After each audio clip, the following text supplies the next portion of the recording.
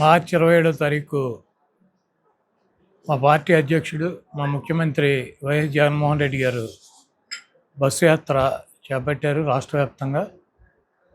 అదేవిధంగా గుడివాడ నియోజకవర్గం ఈ పట్టణంలో ఈరోజు నుంచి ఎన్నికల ప్రచారానికి వైఎస్ఆర్ కాంగ్రెస్ పార్టీ అభ్యర్థిగా నేను కూడా శ్రీకారం చుట్టాను.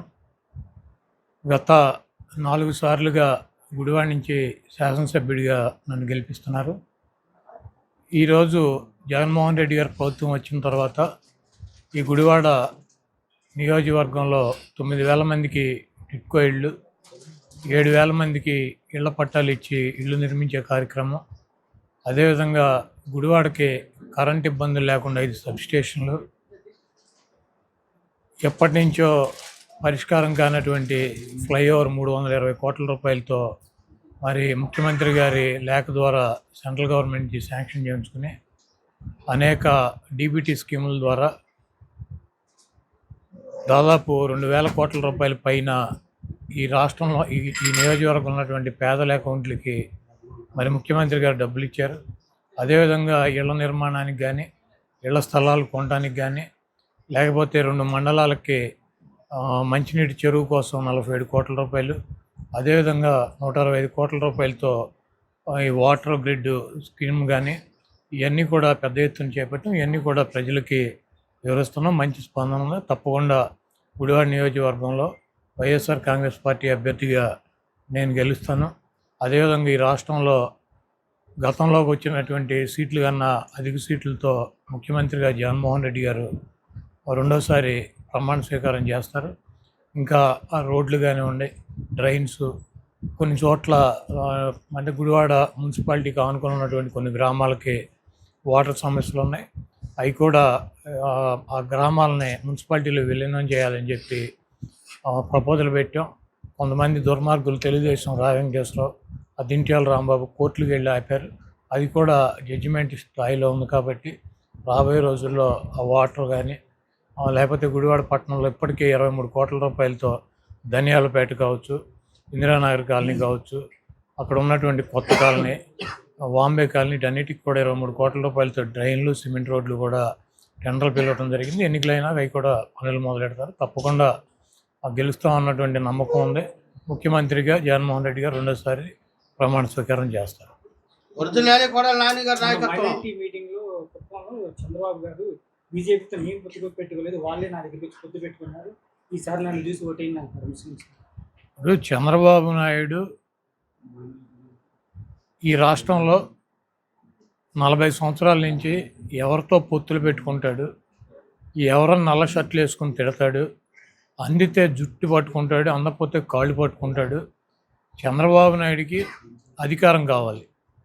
ఆ అధికారం అతను ఒక్కడిగా వైసీపీ మీద పోటీ చేస్తే ఎట్టి పరిస్థితుల్లో గెలవడని అతనికి తెలుసు. కాబట్టి పవన్ కళ్యాణ్ ఇంటికి వెళ్ళి పవన్ కళ్యాణ్ కాళ్ళు పట్టుకున్నాడు, పవన్ కళ్యాణ్ గొంతు కోసాడు. బీజేపీని గతంలో కలిసి పోటీ చేసి అది మతత్వ పార్టీ అని చెప్పాడు. దానివలన ముస్లింలు ఇబ్బంది పడుతున్నారని చెప్పాడు. ఆ పార్టీతో పొత్తు పెట్టుకుని నేను తప్పు చేశానని చెప్పాడు.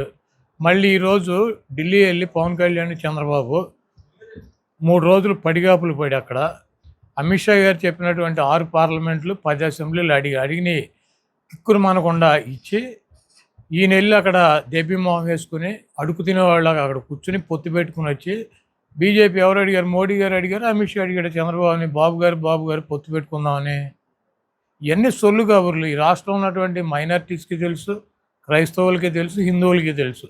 చంద్రబాబుకి దేవుడి మీద నమ్మకం లేదని, ఏ మతాన్ని కూడా గౌరవించడని, ఏ కులాన్ని కూడా గౌరవించడని, అతని అధికారం అనేటువంటి కులాన్ని తప్పించి దానికోసం గాడిద కాళ్ళైనా పట్టుకుంటాడు, లేకపోతే ఏ అడ్డమైనటువంటి గడ్డి కరవటానికి కూడా వెనకాడినటువంటి నీచుడు, నికృష్టుడు చంద్రబాబు అని చెప్పి రాష్ట్రంలో ఉన్నటువంటి ముస్లిమ్స్కి తెలుసు, క్రైస్తవులకి తెలుసు, హిందువులకి తెలుసు, అందరికీ తెలుసు. ఆ తెలుగు తమ్ముళ్ళకి ఎన్నో ఆయన వెనకాల తిరుగుతున్నటువంటి ఆ పనికిరానటువంటి 10 మందికి తప్పించి అందరికీ తెలుసు. వాలంటీర్లు చూసి టీడీపీ పార్టీ వాళ్ళు భయపడుతున్నారు. ఎందుకు సార్? వాళ్ళని స్లీపర్ సెల్స్ అంటున్నారు, నక్సలైట్లు అంటున్నారు. ఇప్పుడు జనరల్గా ఏంటంటే వాలంటీర్లు 5 సంవత్సరాల నుంచి ప్రజలతో కలిసి వాళ్ళకి కావాల్సినటువంటి ప్రతి అవసరాన్ని తీర్చినటువంటి వ్యక్తుల్లో వాలంటీర్లు ఉన్నారు. వాలంటీర్లు వైఎస్ఆర్ కాంగ్రెస్ పార్టీ కార్యకర్తలు, వాలంటీర్లు వైఎస్ఆర్ కాంగ్రెస్ పార్టీకి అనుకూలంగా ఉంటారు. వాలంటీర్లను నియమించింది వైఎస్ఆర్ కాంగ్రెస్ పార్టీ ప్రభుత్వం కాబట్టి వాళ్ళు ఇన్ఫ్లుయెన్స్ చేస్తే కొంత ఓటు వైసీపీకి మళ్ళేటువంటి అవకాశం ఉంటుంది. కాబట్టి వాళ్ళ మీద దుష్ప్రచారం చేయాలని చెప్పి పవన్ కళ్యాణ్ గారు ఆడాళ్ళని వాలంటీర్లు వస్తే తలుపులు తీయమాకండి, వాలంటీర్లు మహిళల్ని ట్రాప్ చేసి విదేశాలకు అమ్మేస్తున్నారని చెప్పి రకరకాలుగా ప్రజలను భయపెట్టే ప్రయత్నం చేశాడు. మరి చంద్రబాబు నాయుడు గారు వాలంటీర్లు అంటే మూటలు మోసే ఉద్యోగం, కుండలు కడిగే ఉద్యోగం, వాళ్ళొక ఉద్యోగాలు అయ్యి వాళ్ళు పనికి మాలినాళ్ళు అని చెప్పి చంద్రబాబు నాయుడు గారు తిట్టాడు. మళ్ళీ ఏంటంటే వాలంటీర్లకు జీతం పెంచానంటాడు. వాలంటీర్లకు జీతం ఏం పెంచడు. వాలంటీర్లను పీకేసి జన్మభూమి కమిటీలు అని చెప్పి తెలుగుదేశం పార్టీ కార్యకర్తలను పెట్టుకుని వాళ్ళకి ఇచ్చుకుంటాడు జీతాలు. వాళ్ళతో కరప్షన్ చేయించుకుంటాడు గతంలో లాగా. వీళ్ళందరినీ ఇంటికి పంపించేస్తాడు. కాబట్టి వాలంటీర్లకి ప్రజలకి మంచి సంబంధాలు ఉన్నాయి. వాలంటీర్లు ప్రజలు ఈ 5 సంవత్సరాలు వాలంటీర్లు ప్రజలకు సేవ చేశారు. వాళ్ళు ఏమన్నా జగన్మోహన్ రెడ్డి గారి ప్రభుత్వానికి అనుకూలంగా పనిచేస్తారేమో, ఏమన్నా ఒక 4 ఓట్లు వైసీపీకి అనుకూలంగా ఎంచుతారేమో, కాబట్టి వాళ్ళ మీద మహిళలు ఎత్తుకుపోతారని, వాళ్ళు పనికిమాలినని, వాళ్ళు స్లీపర్ సెల్స్ అని చెప్పి ఇట్లా పిచ్చి మాటలు చెబుతున్నాడు. వాలంటీర్లని మళ్ళీ జీతాలు పెంచానంటాడు వాళ్ళకి. వీళ్ళని ఉంచుతాడా చంద్రబాబు నాయుడు? వస్తే మేము పెట్టినటువంటి వాలంటీర్లు ఉంచుతాడా? ఈ రాష్ట్రంలో ఉన్నటువంటి 2 లక్షల మంది వాలంటీర్లను పీకేసి తెలుగుదేశం పార్టీ జన్మభూమి కమిటీ సభ్యులను పెట్టుకుని వాళ్ళకి జీతాలు పెంచుకొని వాళ్ళకి జీతాలు ఇచ్చుకుంటాడు. వీళ్ళందరినీ రోడ్డు పాలు చేస్తాడు. ఇప్పటికే పవన్ కళ్యాణ్ కానీ చంద్రబాబు కానీ విషం కప్పుతున్నారు వాళ్ళ మీద. కాబట్టి వాలంటీర్లు ఏమి అమాయకులు కాదు. వాళ్ళు చదువుకుని ప్రజలకి అన్ని వివరంగా చెప్పేటువంటి వ్యక్తులు. వాళ్ళు చేయాల్సినటువంటి కార్యక్రమాలు, ప్రభుత్వం తరపున ఉన్నటువంటి కార్యక్రమాలు వాళ్ళు చేస్తారు. ఒక పౌరుడిగా, ఒక పౌరురాలిగా ఈ రాష్ట్రంలో ఏది మంచి ఏది చెడు వాళ్ళకి స్వతంత్రంగా ఎవరికైనా సరే ఓటేసుకునేటువంటి హక్కు ఉంటుంది. అదేవిధంగా వాళ్ళకి మంచి అన్నది ప్రజలకు చెప్పేటువంటి హక్కు కూడా వాళ్ళకు ఉంటుంది. అది ఎలక్షన్ కమిషనో లేకపోతే జ్యుడిషియల్లో ఎవరో కూడా ఆపటానికి సంబంధించినటువంటిది కాదు. ప్రభుత్వ ఉద్యోగి అయినా ఓటేసుకోవచ్చు. ప్రభుత్వ ఉద్యోగి ఓటేసుకోకూడదా? ప్రభుత్వ ఉద్యోగి వాళ్ళకి సంబంధించినటువంటి వాళ్ళ బంధువులకో వాళ్ళకో పలానా వాళ్ళకో ఓటేయమని చెప్పేటువంటి హక్కు లేదా? ఇవన్నీ కూడా ఉంటాయి. అయితే బహిరంగంగా వచ్చి ఎన్నికల్లో ప్రచారం చేయకూడదు.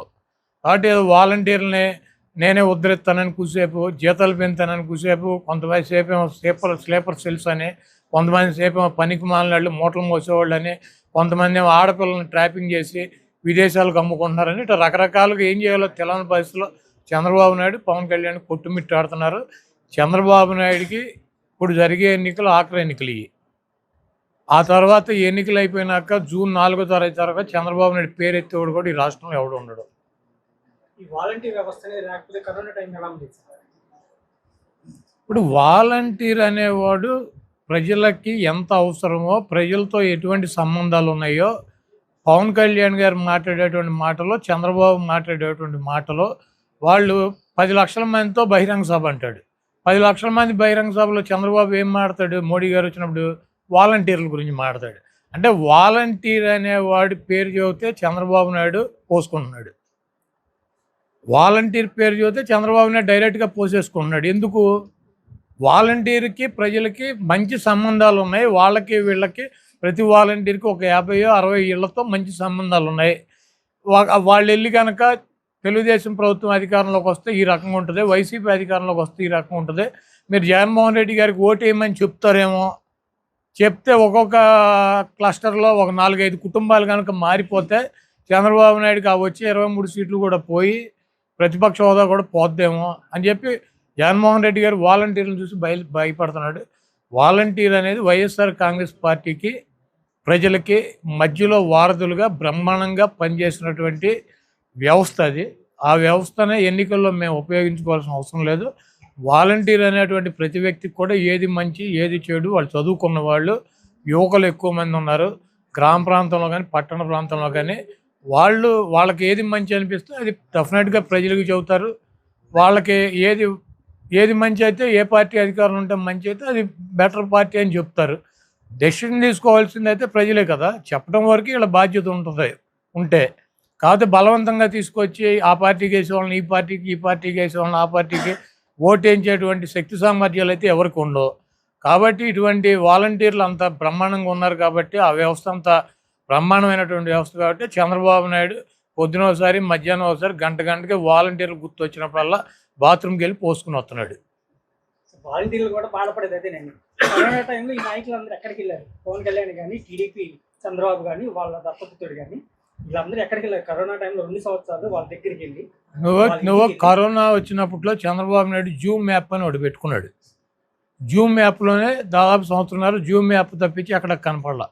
కరోనా కొద్దిగా తగ్గింది అన్నాక ఆయన అంతరిక్షంలోంచి వచ్చినట్టు హెల్మెట్, మాస్కులు, కళ్ళజోళ్ళు మొత్తం పెట్టుకుని వచ్చాడు. ఫస్ట్ చూడగానే ఈడేవాడు అంతరిక్షం నుంచి వచ్చాడు అనుకున్నాను నేను.